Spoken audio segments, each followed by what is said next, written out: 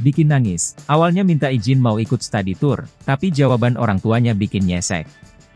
Siapa sih yang mau orang tuanya berpisah? Pasti tidak ada anak yang mau. Maunya kasih sayang yang lengkap dari kedua orang tuanya hingga mereka merasa bahagia. Tapi bagaimana kalau tiba-tiba dapat kabar kalau orang tuanya diam-diam berpisah atau cerai? Inilah yang dialami oleh seorang anak pemilik akun TikTok Smile Beforediye, yang dikutip tribuntrends.com.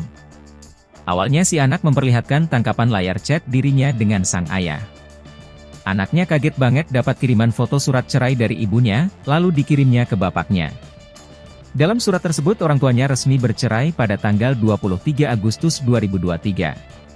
Siapa sangka chat tersebut ternyata hanya dibaca sang ayah tanpa ada tanggapan.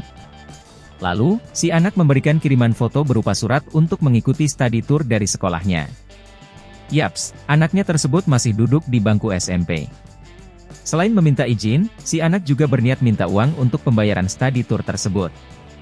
Namun, lagi-lagi si ayah tidak menggubrisnya, bahkan ibunya pun tak mau membiayai juga.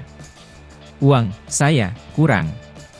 Saya, juga harus bayar uang berenang, terakhir harus bayar akhir bulan, terdapat di chat tersebut.